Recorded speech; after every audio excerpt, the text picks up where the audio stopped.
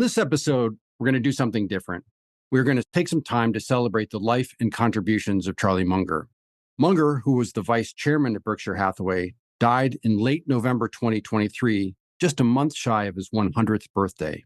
He was an extraordinary man who made an indelible mark on Berkshire Hathaway and indeed the whole investment world. In a very touching tribute to Munger in the 2023 annual report, Warren Buffett called Charlie the architect of the present Berkshire Hathaway, and he, Warren Buffett, acted as the general contractor to carry out the day-to-day construction of Charlie's vision. To help us honor Charlie Munger's memory, we are delighted to welcome Todd Combs, an investment officer at Berkshire Hathaway and chairman, president, and CEO of Geico.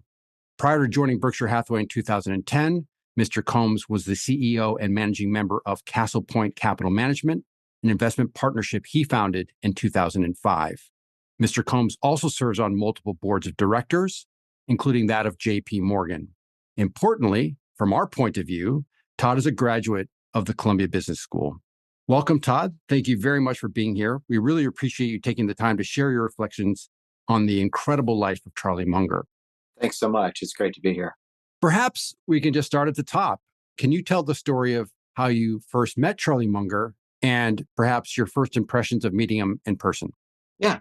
Thanks so much, Michael and Tano. I met him in the summer of 2010. I had been running a partnership for about 5 years through the global financial crisis, and we'd done quite well.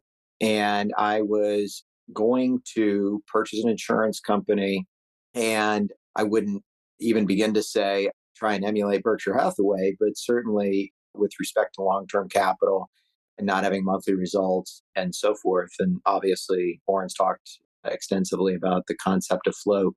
So I met Charlie in the summer of 2010 at the California Club at a 7 a.m. breakfast, which I was obviously very nervous about. And he was completely charming and disarming, and so much so that we sat there for 6 or so hours. It ran all the way through lunch. They had gone and cleared all the breakfast tables and were serving lunch. And so we had 1.5 meals or what have you, and talked about everything from investing a lot. He's obviously quite a Renaissance man, talked a lot about the sciences and just life in general. And so that's how we met. As a follow-up to that, Todd, were you surprised that he was interested and happy to talk about life as well as investing? Or were you just anticipating that he would talk about investing? Yeah, that's a good follow-up because I was a little surprised. I had the same exposure everyone else had to him at that point via the Daily Journal and Berkshire meetings. And so I was not surprised in his breadth and depth and bandwidth. Obviously, everyone's very familiar and could see that as part of what endears us to him. But I was surprised when we talked a lot about family. My kids were young then, and I asked him about a lot of advice and what his lessons were from raising his children. And so we talked extensively about that. And I guess he not only had a deep reservoir of knowledge on all of these topics, but he also genuinely cared. And so he would ask me questions. It wasn't him just pontificating or lecturing or what have you. It was very much a two-way conversation, which that probably took me as much as anything. And then after you had that conversation, did he call up Warren and say, I've got a guy you got to talk to for us to consider hiring? Interestingly, I don't know exactly when he first called Warren. I've oddly never talked to them about this, but I do know that it was about a week later. I went home. He said, let's stay in touch. That's how we kind of ended the 6 or so hour session. And I kind of assumed that I might never hear from him again. It was just a nice, natural way to kind of end the conversation. And about a week later, I was sitting in my office in Connecticut where I was still running my fund, and he called. And I think Costco had just reported results. And even though I was running a financial services fund, I actually had looked at them because I looked at a lot of things. And we sat and we talked on the phone for, I don't know, it was a couple of hours at least. At the end of that, he said, it'd be great to meet you again in person. Do you have plans to be out? And I usually get out to California once a year or something like that. I was sitting in Greenwich, Connecticut. And so obviously I made plans to go see him again. So it was a week or two later, I got back out there and same thing. We did a 5 or 6 hour deal at the California Club. And long story short, we then ended up talking and so forth over the phone and meeting in person. And one of those times, probably late that summer, he said, you should give Warren a call and you really got to meet Warren. And so I kind of assumed at that point that somewhere in the interim from beginning to that point, he had spoken to Warren. So can I add one thing about this conversation? I never met the man personally. I, of course, watch every single interview I could get my hand on. And you said something that has struck me, Todd, on listening. One of the things that is striking about his interviews, he really thinks about the question he's being asked. He's answering the question that is being asked. Many of these great men, so to speak, they have this one line, they repeat it independently of what they're being asked. It's okay, I understand that if you get to that level, you have the right to say whatever you want to say. One of the striking things about Charlie in the shareholder meetings, in a TV interview, he would answer the question he was being asked. You may not like the answer, but he would answer it. And he thought about it and he evaluated the question on its merits. And it was a wonderful intellectual attitude that he had. So it was impressive. It's an incredibly astute observation, Tano, that I've actually had CEOs tell me before, especially the ones who don't like doing public appearances, conference calls, etc., that they might have five kind of go-to answers. And those are the things that, and particularly if you're talking to your employees, every CEO knows you have to say the same thing many, many times over again. So it's a muscle memory, but Charlie had his own muscle memory, which is part of what made him so special. But you're absolutely right. It's part and parcel of being such a deep thinker. He did have such a deep and broad reservoir of knowledge to be able to go to genuinely try to answer exactly and precisely the question that you were asking. Absolutely. I always thought that this was really something wonderful about the man. So, Todd, can I ask you a little bit about the intellectual connection of Charlie with value investing? All of us are associated with Columbia Business School. It's where Ben Graham, David Dodd, Roger Murray, Bruce Greenwald taught. So I want to draw a little bit on that. And I want to make some connections to set up this question, if you allow me to put it. So Ben Graham, of course, is the most famous teacher we ever had at Columbia. And Warren is, of course, our most famous graduate.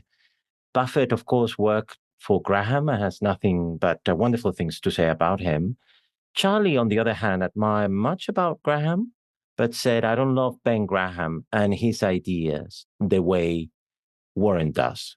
And that Warren gives Charlie credit for being the architect for Berkshire Hathaway suggests that Warren came around to Charlie's views, as we all know he did. So can you tell us a little bit about that intellectual trip from Graham to Charlie that Warren undertook? How do you see that intellectual contribution to our discipline? I'll try and keep the answer short because I could certainly go on at length about this. And I'm assuming many, if not all of your listeners would have read the Berkshire Annual Report and Warren's ode to Charlie at the very beginning. He obviously says it perfectly, which is that Charlie really flipped that switch, as you said, to getting him to buy wonderful businesses purchased at fair prices and give up buying fair businesses at wonderful prices. And so the part that Warren and Charlie obviously stayed true to, that Ben Graham espoused, is that valuation does matter. You can't just say, go buy wonderful businesses at any price. That is not going to have a good ending. And so valuation matters, but it's not just in the static state, but that over time, you end up kind of getting what you measure. And so there's these qualitative aspects, I think, that Warren would say Charlie got him to appreciate in terms of the valuation and the compounding of wonderful businesses is far more on the qualitative end of the spectrum in terms of quality of management, moats, pricing power, brands, all these things that they've talked about over the years. And that a lot of that may not and probably isn't captured in static state valuation metrics. And Charlie used to espouse the virtues of what he called one decision stocks. You could just buy and hold Costco, Berkshire, etc. That had these wonderful aspects, Coca-Cola, etc. Famous speech he gave on Coca-Cola in Poor Charlie's Almanac. And that strategy is, as he would say, simple, but not easy. And simple is the most important factor in scalability. So Charlie would always talk about being long-term greedy versus short-term greedy. And you're far better off finding that one compounder versus the 20 cigar butts, where you have, as he would say, three decisions. You have to buy it, you have to sell it, then you have to buy another one. And he would joke, of course, and say he was lazy, wish he wasn't. I think that's really what Warren's talking about, that he came around to. I've always been impressed by something wonderful about both of them. First of all, I'm in awe how early Charlie understood these ideas that now we take for granted. And Warren's ability to pivot, which is quite something too, that he was able to, he got it, and it involves changing the way you approach investing. And he was able, understood it, of course, conceptually and theoretically, and be able to implement it right away. I want to, if I may, guys, I want to write this end of a quote of a long speech on Graham, something that Charlie said that also speaks to his character and that we're celebrating him, I think is appropriate. So talking about Graham, I pick up the ideas, but discarded the practice that didn't suit me. I don't want to own bad businesses run by people I don't like and say, no matter how horrible this is to watch, it will be bouncing by 25%. I'm not temperamentally attracted to it. So the idea of also having a bit of fun investing, which I think sometimes we forget. Yeah, that's a great, great quote, actually. And you're right, Troy, when we would sit around and talk, when I'd go to California and visit him, mostly pre-COVID, and it's sitting in his den and we'd talk into the late hours or what have you, we would talk a lot about, Charlie would say, life is too short. Why would anyone want to surround themselves with people they didn't want to be around? Certainly both Charlie and Warren have that very, very much in common. And if you solve, again, by keeping it simple, and that doesn't mean necessarily have a great business. You've got to check a lot of other boxes. But yeah, Charlie just wouldn't want to be bothered by it. And neither would Warren. So, Todd, we also just lost another legend, Danny Kahneman, a psychologist who won the Nobel Prize in economics for his work in behavioral economics. Charlie was an early and vocal in pointing out the importance of understanding behavior and investing. Can you share some of the big behavioral lessons you learned from Charlie and why they're relevant in your work, both as an investor and also as an executive? Yeah, it's another great question that, again, I could talk for hours about this because there are so many things that Warren also commented very aptly so that you can never have a conversation with Charlie without learning something new, and usually many things. I would say, first of all, try to reread Thinking Fast and Slow at least once a year. I have it on my bookshelf here behind me. It's a true classic. My first response or reaction to that question is that Charlie made it look so easy. It was almost as if he was born with the understanding of these concepts at birth. I mean, that's literally the first thing that came to my mind, is just so remarkable. And so some of the lessons, in no particular order, just that come to my mind would be that he would always talk about living life rationally and being devoid of pitfalls such as envy and resentment and self-pity. He would always, always espouse to anyone and everyone that it's a moral duty to learn and to get better every single day. Find super talented people and then get out of their way and let them do their magic. And he would talk about the seamless web of trust that's so important, because if you don't have that, you can have all these high IQ people, but you're not going to get anything done. Take a simple idea and take it seriously was one of his favorite quotes.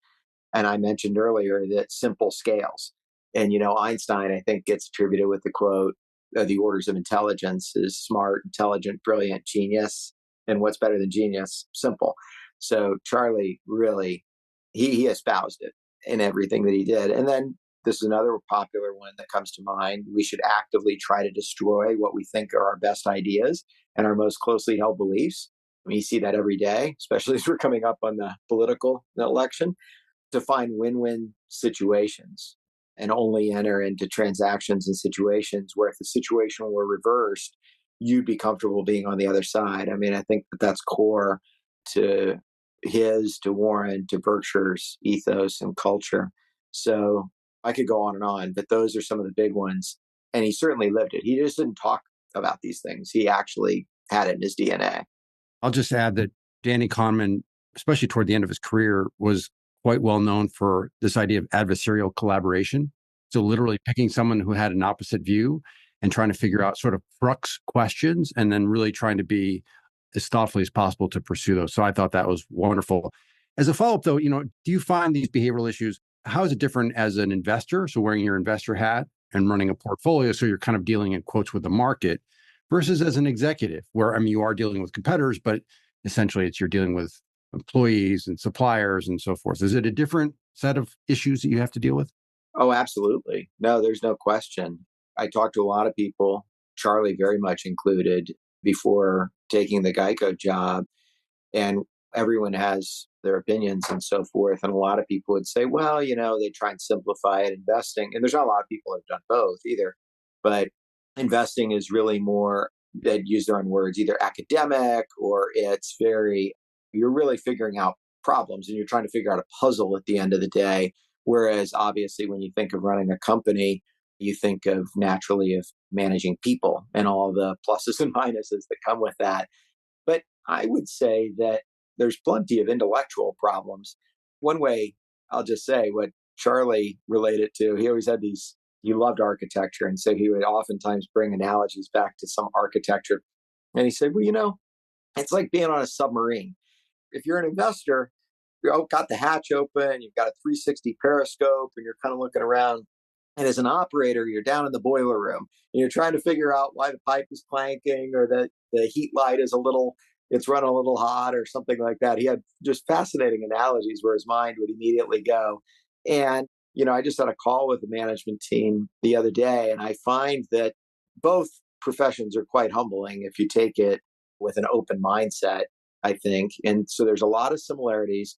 I'd argue, actually, in some ways, more similarities than differences. I think people generally come at it from the differences because on the surface, they look very different.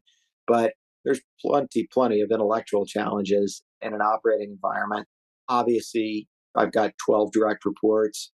We have 30,000 people, at Geico, and there's a lot of differences there. But the interactions that I have with management teams are now much different based on the operating experience. And in here, I would go to one of Warren's famous quotes, obviously, that being a businessman made him a better investor and being an investor made him a better businessman. And so I think it's like anything, the left hand's got to talk to the right hand and vice versa. And if you get both working together, in theory, you're building a concentric circle and so forth. But Charlie also had no interest really in operating. He was quite open. So I'm not revealing any secrets there, but he had no interest in operating anything. He liked the purely intellectual aspects of it.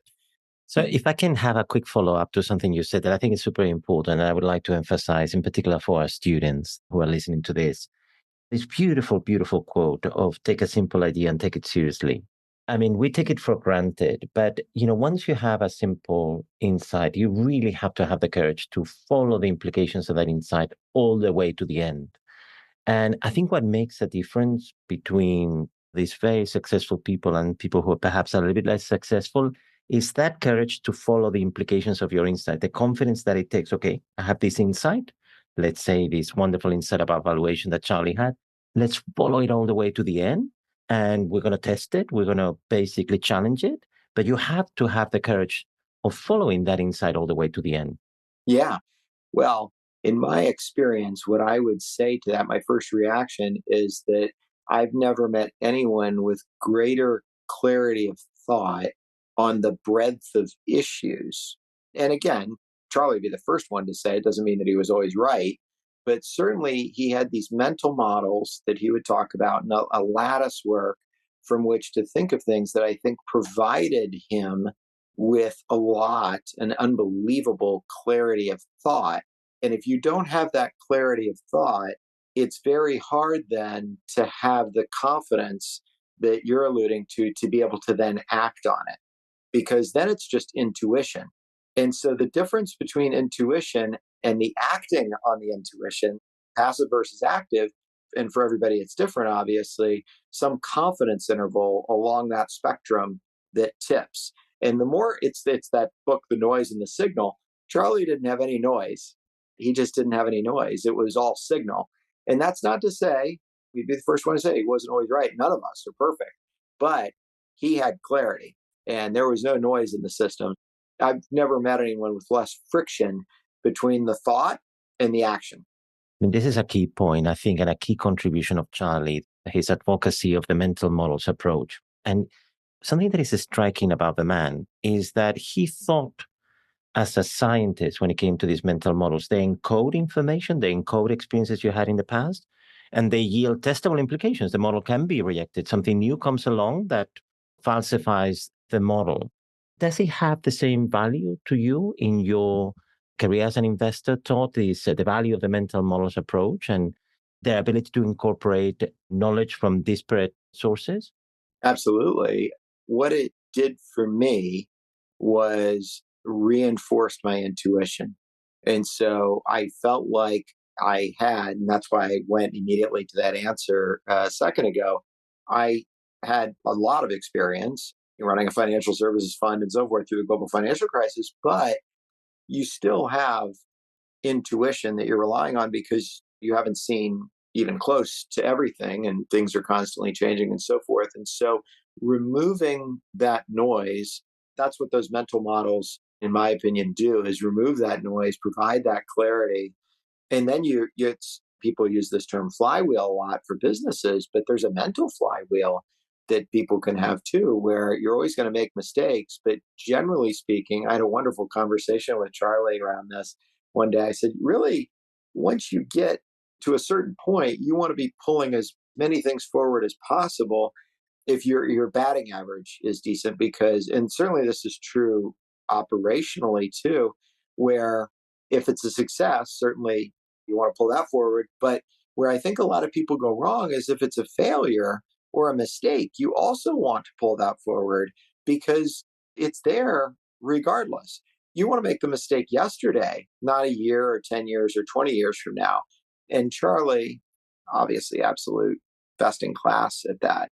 And I think to do that, you need this, I think it's been referred to as an epistemic humility, where there's this profound, say, some people just summarize it as like an open mindset, but I think it's deeper than that. I think it's a profound sense of how little anyone can know and how important it is to be open and change your mind, which of course comes back to destroying your own best ideas.